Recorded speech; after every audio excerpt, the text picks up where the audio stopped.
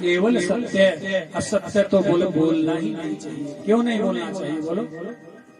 आप कहेंगे कि महाराज जिन्हें झूठी लाई तेल की दस बोलते हैं ना, झूठे लगाने वाले जो झूठ बोलते हैं उनकी रोजी रोटी चलती है, और सत्यवादी की तो कोई ना मानता है ना तो उनकी रोजी रोटी। ये बिल्कुल बोलना भी गलत है, बोलना भी पाप है, और इसको धारण करना तो है ही पाप है। क्यों? राजा हरिश्चंद्र की कितनी फैक्ट्रियां थी, कहीं गणना है बोलो? कोई उद्योग धंधा था बोलो? स्वयं नारायण को आना पड़ा, परमात्मा को आना पड़ा और कहना पड़ा कि सृष्टि में केवल एक व्यक्ति है जिसने सत्य का साथ नहीं छोड़ा।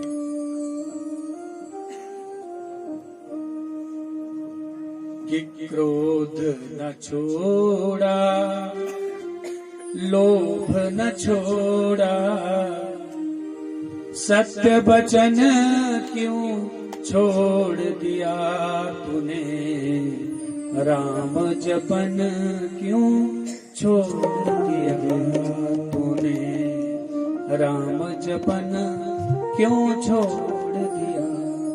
दो चीजें बड़ी लुप्त हो रही है, ध्यान से सुनना जरा। एक तो झूठ का बहुत बोलबाला हो गया, जब उसके अच्छे दिन चलते हैं तो 10 लोग भी अनुसरण करते हैं। क्या बोले? वो भी तो दिन रात झूठ बोलता, कितने अच्छे दिन हैं। 10 लोग उस भाव में बह जाते हैं। ऐसा नहीं करना चाहिए। और एक राम नाम का जपन, कोई गुरु से दीक्षित होता ही नहीं है, डरते हैं, बोले जनेऊ पहनना पड़ेगा। जनेऊ से इतने डरते हैं महाराज, जैसे मानो कि उनको नाग पाश से बांधा जा रहा है। प्रेम से बोलो। जनेऊ से घबराने की आवश्यकता बिल्कुल भी नहीं है। गुरु दीक्षित होइए, शिखा बंधन रखिए, और उससे ही आपका कल्याण होगा, अन्यथा कल्याण होने वाला नहीं है। मानस में भी बड़ी सुंदर सुंदर वर्णन आता है मानस में, रामचरित्र मानस में। कौन सा? कि धर्म न दूसर सत्य समाना, आगम निगम पुराण बखाना, धर्म न दूसर सत्य समाना। सत्य के समान कोई दूसरा धर्म नहीं है। करोड़ों की संपत्ति दान करना भी सत्य के आगे न्यून पड़ जाएगी। अरबों रुपए का दान करना भी सत्य, एक सत्य बोलो, अरबों रुपया दो तो भी मुकाबला नहीं हो सकता। सज्जन माताओं, यहाँ की पूंजी तो जो हमने संचित करी है, बोले बेटे भी खाएंगे, उनके पोते भी जोड़ जोड़ करके सब कुछ बना बना करके रख देते हैं, लेकिन वो राम नाम की पूंजी तो जोड़ते ही नहीं जिसकी जोड़ने की आवश्यकता है। दूसरे श्लोक में क्या कह रहे हैं? धर्म प्रोजित के कबोत्र परमो निर्मत्सराणां शतं वैद्यं वस्तु शिवदम् तापोत्र्योन्मूलनम् श्रीमद्भागवते महामुनिकृते किं वा परैरीश्वरः सत्योर्देवरुध्यते कृतभिः शुश्रूषुभिस्तत्क्षणा।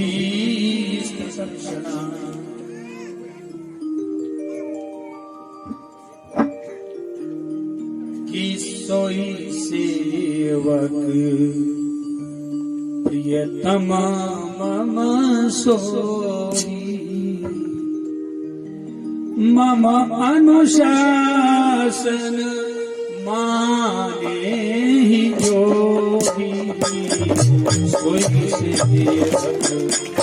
प्रियतमा मम सोई मम अनुशासन माने योगी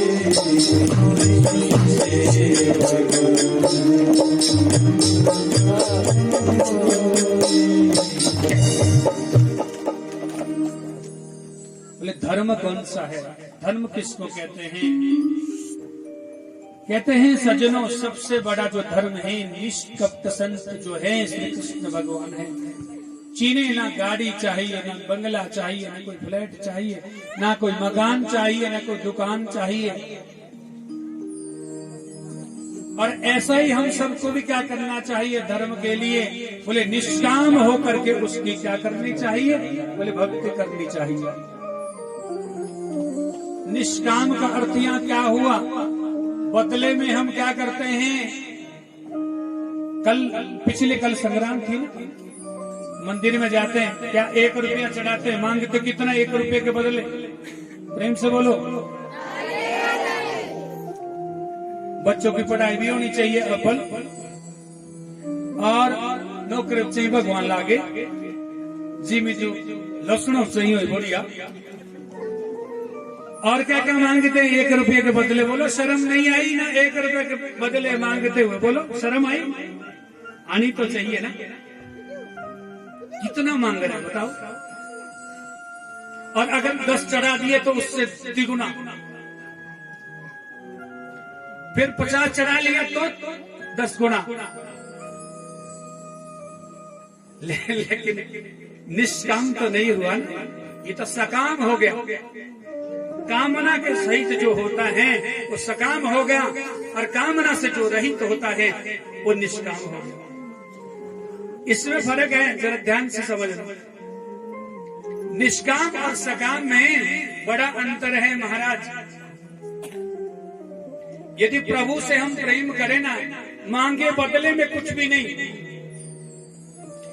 अच्छा, ये बच्चा होता ना हमारे, सब हमारे जितने भी बच्चे हैं, जिनके बच्चे हैं, देखो उन माँ बाप से वो बच्चा बोलता है कि मुझे प्रेम करो, नहीं ना?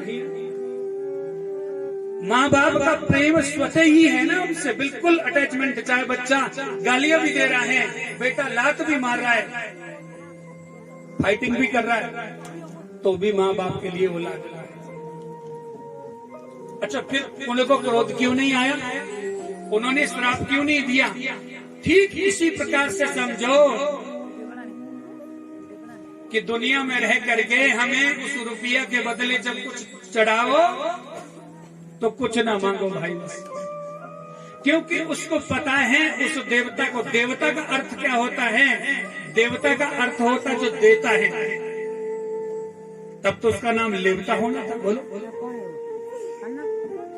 लेकिन उसका नाम देवता, वो दे रहा है, निरंतर आपको दे रहा है। आपकी फसलें, आपके फसलों की रखवाली, आपके घर की, परिवार की खेड़ा होता है, खेड़ा होता है, कोई देवता होता, वो स्वयं रक्षा करता है। जिस प्रकार से माँ बाप अपने बच्चे की रक्षा करते हैं, उसी प्रकार से वो देवता भी क्या करते हैं? रक्षा सुरक्षा करते हैं।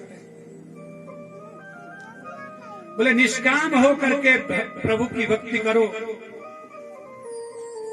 और उन्होंने संतों को जानने के योग्य जो धर्म है वो है कृष्ण कथा। और कृष्ण कथा कैसी है? बोले बोलो कैसे है?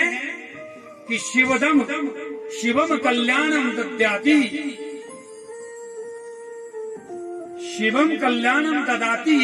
शिव की कथा कैसी है? बोले नितांत जो है कल्याण करती है। प्रेम से बोलो। अब कल्याण तो कहीं है नहीं। बोले क्या करती है? तापोत्र उन्मूलनम, जड़ से खींचती है। बोले कौन से? कि देविक भौतिकता पावा, राम राज्य का भोग नहीं व्यापा। कल की कथा में भी सुना था, देही के देवी के भौतिक तापा, राम राज्य का हो नहीं व्यापा। इन तीनों को जड़ से उन्मूलन किसको कहते हैं? बोले जड़ से किसी चीज को उखाड़ लेना। तो कृष्ण की कथा कैसी है, कृष्ण की भक्ति कैसी है? बोले जो इन विकारों को क्या करती हैं? जड़ से खत्म करती हैं। बोले ऐसी कोई बीमारी है जो एक ही गोली से समाप्त हो जाए? है कोई ऐसी? नहीं, बार बार औषधि खानी पड़ती है। लेकिन कृष्ण की कथा तो यदि परीक्षित महाराज ने 10 बारी थोड़ी सुनी, बोलो कितने बारी सुनी? केवल एक टैबलेट एक बारी सुनी और कहाँ चले गए? भगवान के श्रीधाम को। यानी जिसने भी सुनी उसका कल्याण, जिसने भी सुनाई किसी को उसका भी कल्याण। तीसरे श्लोक में क्या कह रहे हैं कि निगम कल्पतरोर गलितम फलम शुक मुखाद अमृत द्रव संयुतम पिबत भागवतम रसमालयम मुहुरहो रसिका भुवि भावुका। निगम किसको कहते हैं? निगम है एक पेड़ समझ लो, वृक्ष समझ लो। उसका जो है वेद रूपी जो निगम कल्प वृक्ष है, उस वृक्ष का नाम है निगम। और जो वेद रूपी सुंदर कल्प वृक्ष है उसका पका हुआ फल कौन है? श्रीमद् भागवत महापुराण। तो बोले कैसा फल है? बोले ना जिसमें छिलका है ना गुठली है। बोले ऐसा कोई फल देखा आपने? चल गुठली माना किसी में नहीं भी होती, लेकिन छिलका तो सब में निहित रहता है। तो कैसा है? बोले कि अमृत द्रव सही उत्तम, परिपूर्ण बिल्कुल जो है अमृत से सना हुआ। कैसा है? बोले नितांत पका हुआ। तो फल को तो खाना चाहिए, लेकिन यहाँ पीबत क्यों लिखा है? इसलिए लिखा है, सूत जी कहते हैं कि जो चीज हमको अच्छी लगती है एकदम हृदय को क्या करती है? स्पर्श करती है। और कानों से गई तो एकदम हृदय को जकोर के रख दिया। तो बोले उसको खाना नहीं अपितु पीना बोलते हैं, जो एकदम अंदर प्रवेश कर जाए। ना तो छिलका है ना तो गुठली है। बोले कब तक पिए? बोले पिबत भागवतम रसमालयम आलयम पर्यंतम। कब तक? बोले मुहुर मुहुरहो रसिका भूमि भावुका। बोले भावुक होकर के, रसिक होकर के। बोले कब कब पिए? बोले मुहुर मुहुर। बोले बार बार। क्यों पिए बार बार? बोलो।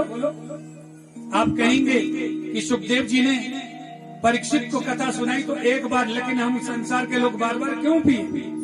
इसका मतलब क्या है सज्जनों माताओं?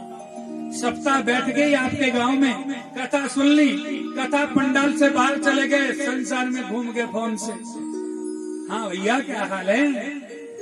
सब भूल गए कथा में क्या सुना था। झूठ नहीं बोलना, कपट नहीं करना, ठगना नहीं है किसी को, इत्यादि इत्यादि। यहाँ तो सुन लिया, वैराग्य भी उत्पन्न हो गया, लेकिन अनुसरण तो उसमें से अगर 10,000 बैठे हैं तो केवल 2 आदमी होंगे जो कथा को यहाँ से लेकर के कहाँ तक ले जाएंगे? घर में जब रात को भोजन करेंगे सब बैठेंगे, जो नहीं भी आए हैं उनको उस कथा का कुछ सार सुनाएंगे। उसका अर्थ हुआ सही सुनने में क्या? पीवा तो उसने असल में पिया है, और मुहुर मुहुर सुन भी रहा है, व्याख्यान भी कर रहा है। भावुक होकर के, रसिक होकर के। बोले इसे बार बार पियो, जब ही जीवन में कल्याण होगा। एक जगह कथा हुई, दूसरी जगह कहीं कथा हुई, तीसरी जगह कथा हुई। हर जगह जाओ जहां तक जा सकते हो। क्यों? कलिकाल का जो पहरा है इतना गंभीर है, एक दूसरे पर भरोसा करना बड़ा मुश्किल हो जाता है। भाई भाई का जो है खून का प्यासा हो जाता है। किसके लिए? छोटी सी जमीन के लिए। पिता पुत्र में द्वेष और सास बहू में द्वेष, ये कौन करवाता है? ये कलयुग का प्रहर है। कलयुग में हम जी रहे हैं। ये तो अच्छी बात है कि भगवान ने कलयुग में भी जो है अभी तक भागवत जी को, शिव महापुराण को, 18 पुराणों को अभी तक जीवंत रखा है। लेकिन एक समय ऐसा होगा कि ना तो कोई बांचने वाला और ना ही कोई सुनने वाला, अपनी अस्त व्यवस्था में लोग जो है सने रहेंगे। वेद पुराण शास्त्र का जो सार है वो शुष्क होने लगेगा। धीरे धीरे धीरे ऐसा कलिकाल होगा कि खाने की व्यवस्था नहीं होगी। एक दूसरे का मांस खाने के लिए लोग जो है ललायत होंगे। ये कलिकाल है सज्जनों।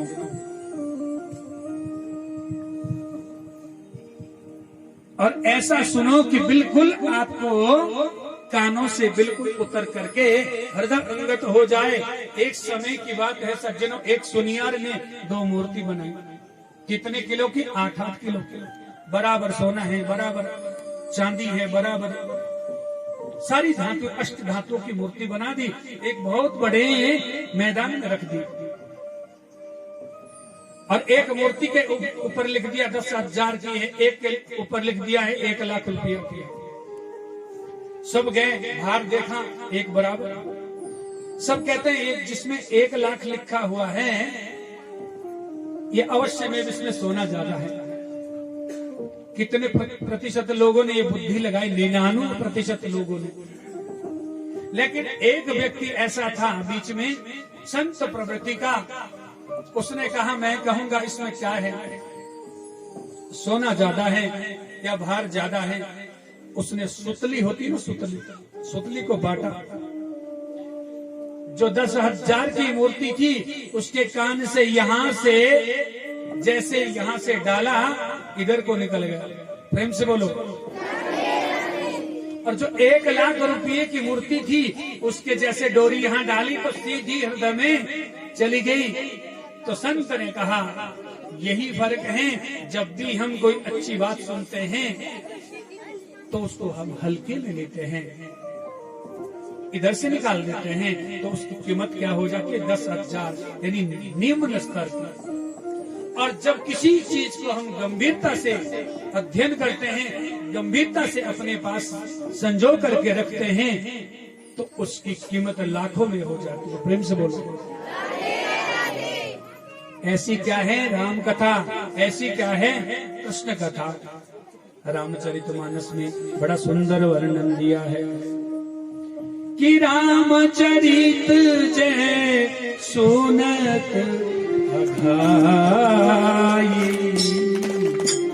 रस विशेष जाना तिन्ह। रामचरित जय सुनत अघाई, रस विशेष जाना।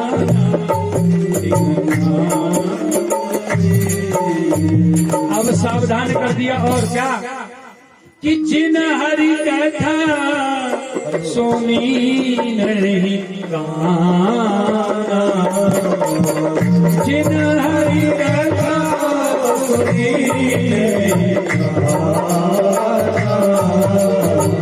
श्रवण कही भवन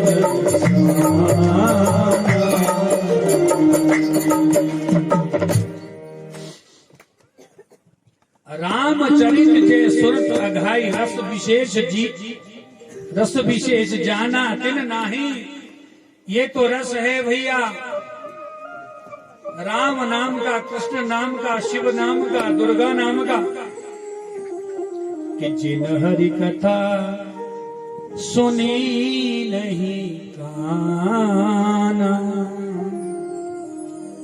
श्रवण रद्र आई आई कहते हैं सर्प के, किसको? बिल को। बोले उसका कान ऐसे हैं मानो सर्प के बिलों के अनुसार हैं। उसको कान तो प्रभु ने दिए। देखो संसार में देखिए कितना उल्टा चलता है काम। सांप के कान नहीं होते, आप सबको पता है ना। जब भी हरि कथा होती है, जब उस हरि कथा का कीर्तन चलता, स्पंदन होता धरती पे, तो उस स्पंदन को महसूस करता कौन? सर्प। और वही रुक जाता, चलता नहीं है फिर। ऐसे कहता प्रभु मुझे कान नहीं दिए, लेकिन स्पंदन की शक्ति दी है। अब कथा कहीं चल रही है धरा पर, अब मैं जरूर इसको सुनूंगा। जब तक स्पंदन नहीं रुकता तब तक वो वहां से चलता नहीं, चाहे भूखा भी है। ये किसकी कला है? बोले जिसके कान नहीं है। बोले जिसको कान दिए हैं। देखो उल्टा है ना, कि नहीं? बोलो। बोले जिसको कान दिए उसको समय नहीं हरि कथा सुनने का। प्रेम से बोलो। आजकल हम देखते हैं ना कथा में सबसे ज्यादा भीड़ किसकी होती है? प्रेम से बोलो। माताओं की, बहनों की। पुरुष लोग क्यों नहीं सुनते? बोले पुरुष लोग जो हैं ज्यादा समझदार है, उनको तो सारी कथा याद है। प्रेम से बोलो। ये राधे राधे में बार बार क्यों रटवा रहा हूं आपसे? बोलो। अरे 5 दिन है केवल, फिर तो चले जाऊंगा। छठे दिन तो यहाँ से 5वें दिन समझ लो। राधे का अर्थ क्या होता है? रहा दे, रास्ता दे। भव सागर में पड़े हैं, आगे रास्ता दे। अरे भीड़ में आप जाते हैं तो कहते हैं जरा 1 मिनट जी, 1 मिनट हटो। दुनिया के लोगों से तो कह रहे हो, लेकिन उस राधा रानी सरकार से तो नहीं कहते क्या? रहा दे, रास्ता दे किशोरी, ताकि हमको जो है, हम भव सागर में पड़े हैं। अरे वहां से पार तो तू ही उतार सकती है, बाकी यहाँ के नाते रिश्ते सब कुछ यहीं पड़ा रह जाएगा। किशोरी इतनी मदद कर दी, इतनी सहायता कर दी। आजकल तो लोग जो फोन सुनते तो क्या कहते हैं? हेलो, हरे राम राम। क्या बोलते हैं? हेलो कौन थी पता है आपको? जिस अंग्रेज ने सबसे पहले टेलीफोन बनाया था, उसकी घरवाली को उसने जब फोन किया तो अपनी घरवाली को क्या बोलता? सैलो बोलता। उसका नाम हेलो था। अंग्रेज जो था उसकी घरवाली का नाम था, क्या था? हेलो। तो उसने तो बोलना ही था, लेकिन उसको तुम क्यों बना रहे हो अपनी पत्नी? प्रेम से बोलो। ऐसा ना करो, सबकी शादियां हो चुकी है भाई। 2 जिले नहीं, फौरन से आएगी गोरी चिट्ठी। बोलो, रोकना करवा दो। तो जब भी हम बोले, किसी रिश्तेदार को बोले हमारे गांव में कथा हो रही है जी, तो क्या बोलेंगे? राधे राधे। अच्छा, किसी का आपने पैसा लिया, उधार लेना पड़ता है संसार में, और उसने आपको गुस्से से, आज तो उसको फोन करके रखूंगा, बस आज तो उसकी ऐसी तैसी कर दूंगा। साला समझता क्या है अपने आप को? आज नहीं छोड़ूंगा। और उसने आपको फोन लगा दिया, और आपने शुरू में क्या कहा? अगर तो हेलो कहा तो प्रोड्यूसर बोले गिरने वाले, आप उसको कहेंगे राधे राधे भैया, आधा गुस्सा आधा हो जाएगा। क्यों? क्यों बोलो? अरे धार्मिक आदमी कहाँ गाली दूँ इसको? बच गए ना। अब आधा जो गुस्सा था उसको भी आपने तितर बितर कर दिया। हाँ हाँ भाई साहब, अरे राम राम बोलो सुबह सुबह यार, क्यों गालियां दे रहे हो? राधे राधे बोले। इस प्रकार से जब भी हम फोन करें तो हमको जो है कभी भी हेलो में नहीं बोलना चाहिए। क्या बोलना? राधे राधे। और सज्जनों माताओं, किशोरी जी से कहना, किशोरी जी इतनी मेरी अर्ज है, मेरी अर्ज को स्वीकार करना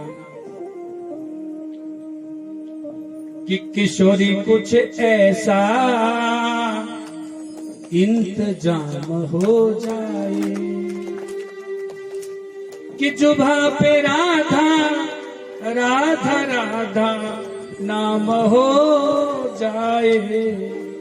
किशोरी कुछ ऐसा इंतजाम हो जाए।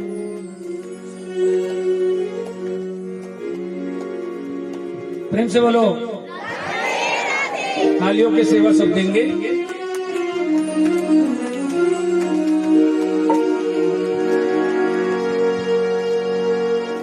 वृंदावन बिहारी लाल की जय।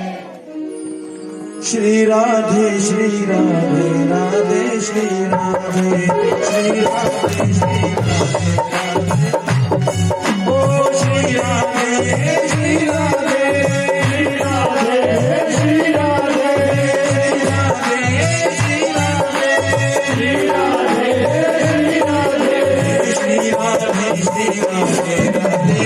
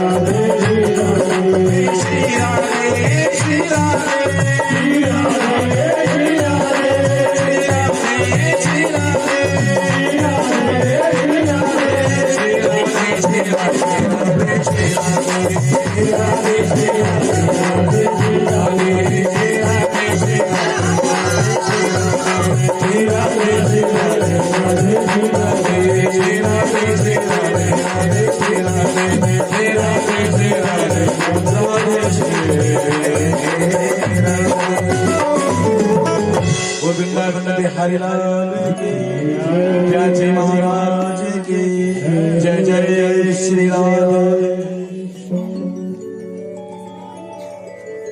तैवा खलु पुराणानि सतीयासानि च नघ अख्यातानि गीतानि धर्मशास्त्राणि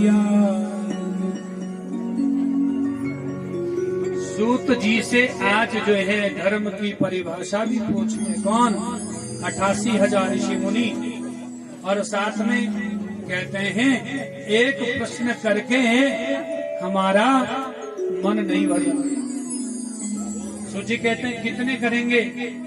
बोले महाराज एक दो नहीं 6 प्रश्न करने की हमारी इच्छा है। पहला प्रश्न क्या है कि सबसे बड़ा धर्म क्या है? धर्म का निरूपण। क्या लाखों करोड़ों की संपदा जो है दान करना धर्म है? भगवान की परिक्रमा लगाना धर्म है? इत्यादि इत्यादि सब पूछा। दूसरा प्रश्न क्या किया कि मंदिर में यदि हम जावे तो मंदिर है शंकर भगवान का, उसमें गणेश जी भी है, सरस्वती भी है, नवग्रह भी है, जगन्नाथ जी भी हैं, इत्यादि इत्यादि सारी मूर्तियां हैं, लेकिन यही पता नहीं रहता पूजा किसकी करें।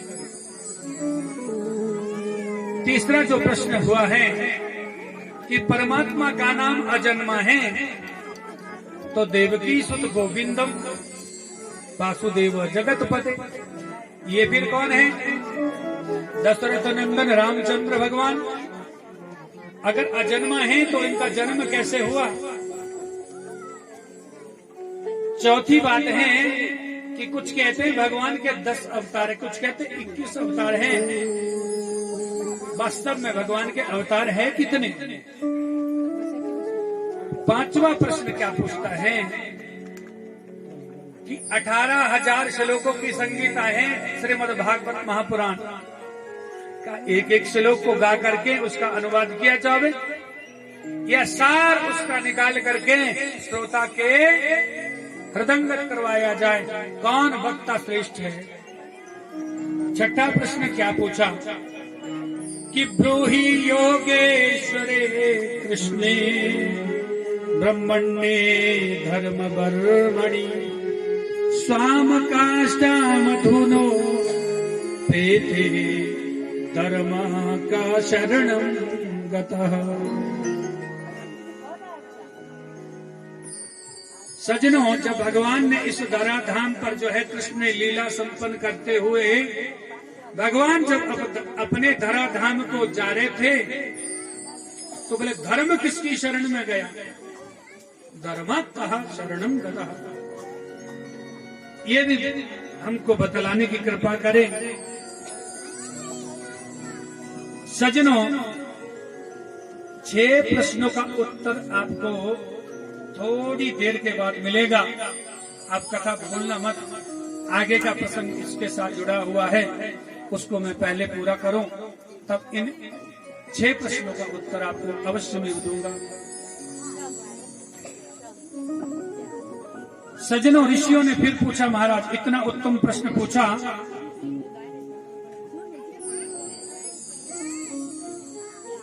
कि ये भागवत सुनाए कैसे, किसने सुनाए?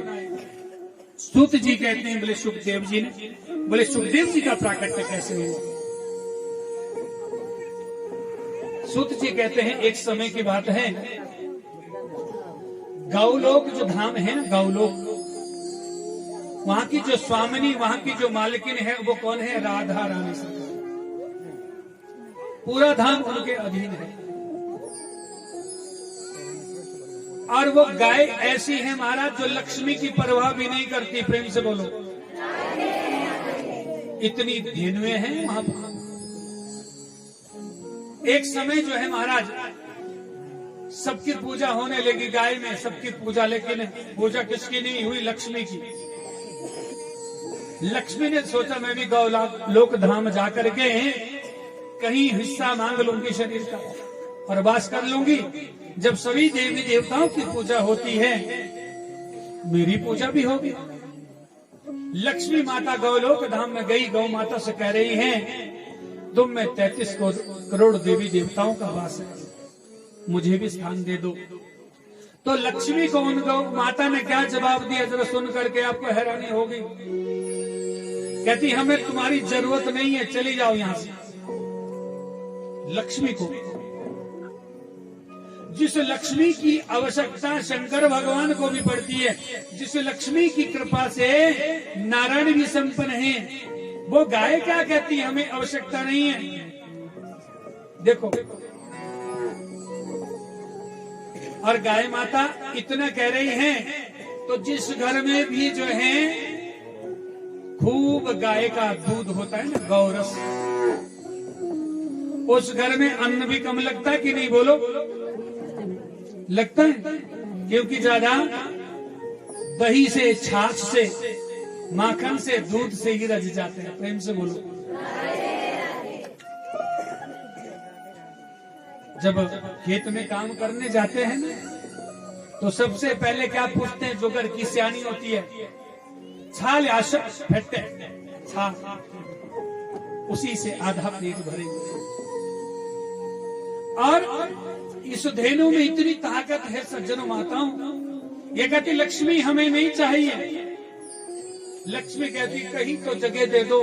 लक्ष्मी माता रो रही है, बिलख रही है। गौ माता ने करुणा की, कृपा की, कहा गौमयम बसते लक्ष्मी, आओ हमारे गोबर में वास करो। गणेश जी को क्यों बनाते हैं? बोलो, गोबर गणेश क्यों बनाते हैं? इसका उत्तर आज आपको मिल गया होगा। केशव पंडित जी बोलते हैं, बोले गाय का गोबर लाओ। गाय कौन सी होनी चाहिए? बोले जर्सी। राम राम। जर्सी का गोबर नहीं चलेगा। किसका? महिषी का। हाँ, कौन सी? बोले छोटी धेनु, गरु गाय, उसका दूध, उसका घी, उसका गोबर, उसका गौमूत्र, उसको पूजा में प्रयोग किया जाता है। फल क्यों नहीं मिल रहा है? लोग कहते हैं हमने इतना बड़ा अनुष्ठान करवा दिए, महामृत्युंजय करवा दिए, बड़े बड़े यज्ञ करवा दिए, फल नहीं मिला पंडित जी। अरे कहां से मिलेगा? भैंस के दूध से पूजा कर रहा है, गोबर तेरे पास जो है जर्सी का है, ब्राह्मणों को पिला रहा है तो जर्सी का पिला रहा है, कहां से फल मिलेगा? बोलो। इसलिए लोग क्या कहते हैं, एक जगह कथा में गए तो कथा के बाद एक सज्जन मिलने आए, बोले मुंह कोई भैंसी है और जर्सी में गुरु जी गोरु गाय तो होती है। हमने कहा खरीदिए 2 गाय, रखिए, उनका भी पालन करें। दूसरे साल उसी गांव में हम गए तो दूसरे साल मिले, बोले अब तुमने 3 खरीद रखी है छोटी गाय। उसी का दूध जो है वहां पूजा के लिए रोज चढ़ता था। ये भागवत एक चीज नहीं, हजारों चीजें हमको सिखाती है, यदि हम सीखे तो। अब गोलोक धाम में जो है राधा रानी की सारी सरकार है। और एक दिन जो है ये पुत्र हैं राधा रानी के, कौन? सुखदेव जी गोदी में लेटे हैं। कहा बेटा तुम जाओ संसार में भागवत जी का प्रवचन करो। बोले माँ आपने कह दिया तो जरूर जाऊंगा, लेकिन एक प्रश्न है। बोले क्या? बोले संसार में जाकर के जैसे ही संसार में मेरा जन्म होगा माँ, उसी वक्त क्या होगा, उसी समय क्या होगा, विष्णु की माया इतनी विकराल है, एकदम मुझे घेर लेंगी, लपेट लेंगी और मुझे सुध नहीं रहेगी मैं क्यों आया था। आए थे हरि भजन सो ओढ़ने लगे कपास। आए तो हम सब भी हरि भजन करने के लिए थे, लेकिन यहाँ पर दूसरे धंधे में लग गए। माँ आप बताओ क्या करना चाहिए? बोले तुमको विष्णु की माया बिल्कुल नहीं घेरेगी, तुम जाओ। सीधे सीधे सीधे वहां से गमन किया गौलोक धाम से। कहां पहुंचे महाराज आज? सीधे अमरनाथ की गुफा में एक तोते का जोड़ा रहता है, नर और मादा, गर्भ में स्थापित हो गए। अंडे के रूप में जन्म हुआ। बर्फीली हवा के कारण अंडा गिर पड़ा धरती पर। शुक जो जोड़ा था, उन्होंने सोचा क्या अब हमको जाना चाहिए, अंडा हमारे काम का नहीं है। चले गए वहां से। सज्जनों माताओं, नारद जी जिसको भी मिले कुछ ना कुछ उसको जरूर मिला है। प्रेम से बोलो।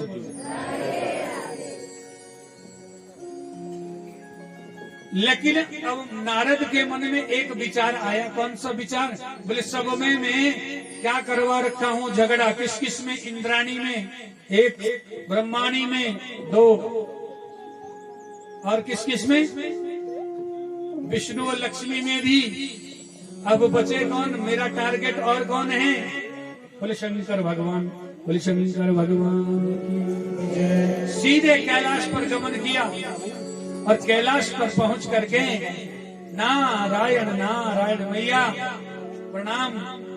माता पार्वती ने सोने के थाल में लड्डू भर करके जल भी पिलाया, लड्डू भी खिलाए, सत्कार किया। बोले नारद जी विगत काफी वर्षों के बाद, काफी समय के बाद आप आए। बोले हाँ माँ, क्या करें, संसार में कहीं नहीं जाता। बोले क्यों? बोले संसार में जिसके घर में भी जाओ, जिसके आश्रम पर भी जाओ, वहाँ पर निंदा और चुगली, निंदा और चुगली ना तो मैं किसी की करता ना ही सुनता। अच्छा, पहले अपने लिए क्या बना रहे? मैदान, ताकि माता की बुद्धि चुगली की तरफ ना जाए। जो काम करना था उसमें बड़े कुशल है। तो मैया ने कहा चलो, ये तो आपने कहा धाम में तो कोई झूठ नहीं बोलता, ग्रस्त में चलो कोई बोल देता। बोले धाम में भी बड़े बड़े झूठ बोलने वाले हैं। कौन? बोले इन्हीं की बात ले लो, आप ब्रह्मा जी की बात ले लो और विष्णु जी की बात ले लो, और शायद शंकर भगवान भी झूठ बोलते हैं। अच्छा, शंकर भगवान कभी भी मुझसे झूठ नहीं बोला है। गुरु जी जब भी कोई मंत्र देते हैं वो गुप्त होता है, इस किसी को बोलना नहीं पड़ता। गोपनीयम गोपनीयम गोपनीयम यत्नतः उसको गुप्त रखा जाता है। लेकिन जब भी शंकर भगवान के जो गुरु जी, कौन? राम जी, जब भी उन्होंने मंत्र दिया तो सबसे पहले मुझे सुनाया। कभी भी शंकर भगवान तो झूठ नहीं बोलते।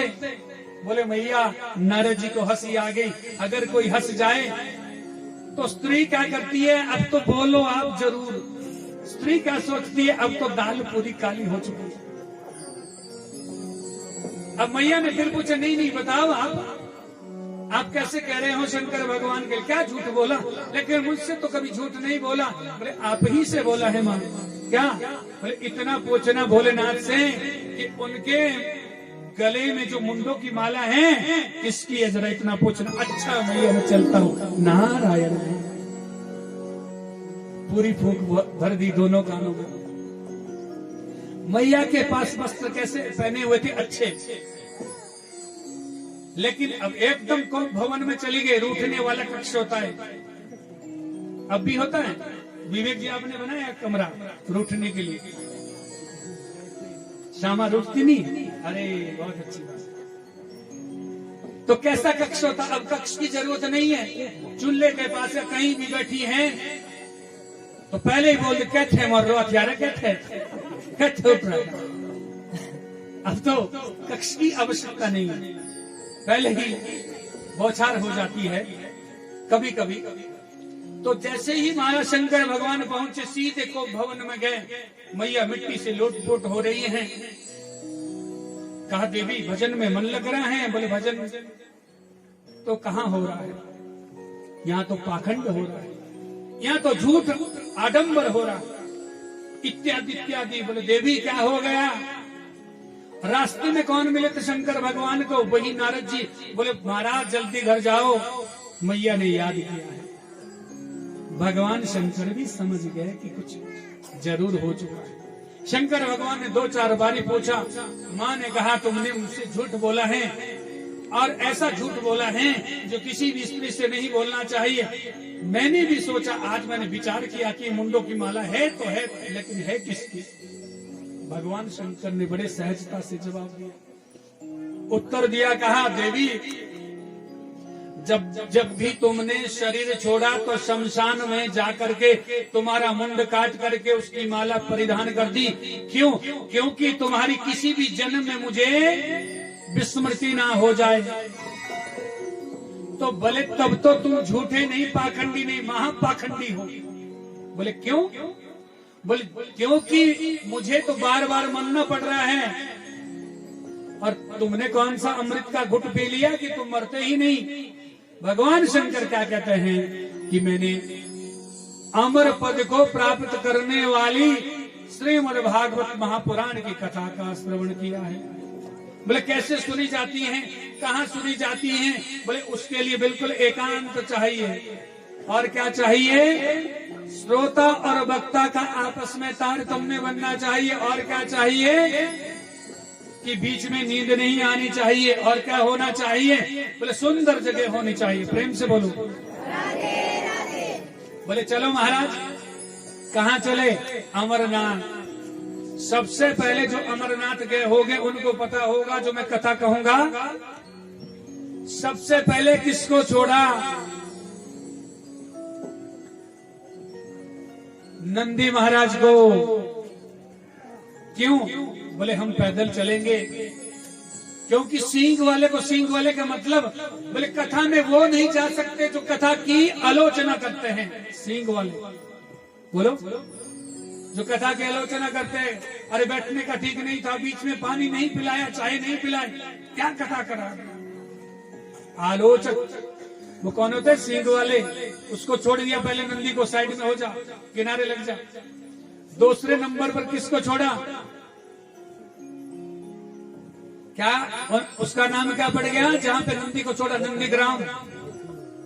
उसी रास्ते में पड़ता नंदीग्राम। कोई गया होगा तो याद आ रहा होगा। दूसरे नंबर पर किसको छोड़ा? शेष जी को। हटो, जरूरत नहीं है आपकी। शेषनाग घाटी पड़ गया वहां का। आगे पिस्सू भी होते शंकर भगवान को। पिस्सू बकरी में भी होते ना पिस्सू। पिस्सू को छोड़ा तो वहां का नाम पड़ गया पिस्सू घाटी। अब कौन बच गया शरीर में? अब बच गई मां गंगा। बोले उतरो, मेरे साथ मेरी पत्नी है। बोले नहीं उतरती। उतरना तो पड़ेगा। सबको जब छोड़ा तो तुम्हें भी छोड़ दूंगा। क्या नाम पड़ा? पंच तरुणी गंगा। बोले गंगे मैया की जय। पंच तरुणी गंगा के बाद जो सीधे भगवान कहाँ पहुंचे? उस गुफा में जहां पर जो बर्फीली हवा से वो अंडा जो है गिरा था। देखा रमणीक स्थल है, बर्फ ही बर्फ जम रही है। भगवान शंकर वहां बैठे। भगवान शंकर ने मां पार्वती से कहा, देवी सबसे पहले व्यासपीठ से सम्मुख होकर के जैसे आप बैठे हैं ऐसे कथा सुननी चाहिए। बोले पीठ पीछे यदि कोई कथा सुनता है उसको ब्रह्म हत्या के बराबर पाप लगता है। प्रेम से बोलो। पीठ पीछे कभी भी नहीं सुननी चाहिए कथा।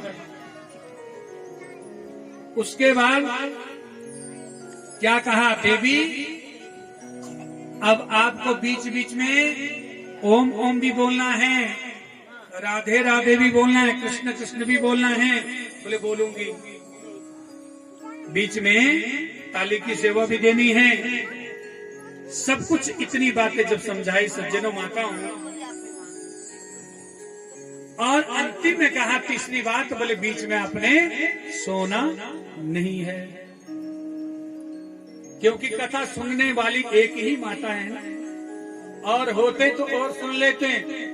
जैसे ही बोले प्रारंभ करूं कथा को, बोले हाँ। बोले मैं बीच में आंख नहीं खोलूंगा। शंकर भगवान कहते हैं, माता पार्वती ने कहा मत खोलो। भगवान शंकर ने 3 बारी बम बम बम 3 बारी बम का नाद किया। जो अंडा था बर्फीली हवा से गिरा था उसमें प्राण संचारित हो गए। किसके नाद से? बम के नाद से। अब जैसे प्राण संचारित हुए, पहले दिन की कथा हुई, ओम ओम चल रहा है, जय जय भी चल रहा है, हुंकार भले ही है ना मैया। दूसरे दिन की, तीसरे दिन की, चौथे दिन की, पांचवें दिन की कथा में जब कथा में प्रसंग आया कि भगवान जब इस धराधाम को छोड़ करके जा रहे थे, तो उद्धव जी कहते हैं प्रभु मेरा तो आपके बिना बिल्कुल भी नहीं गुजारा होगा। इतना प्रसंग चल रहा था, तब तक मैया को निद्रा प्राप्त हो गई। इतनी गहरी निद्रा प्राप्त हुई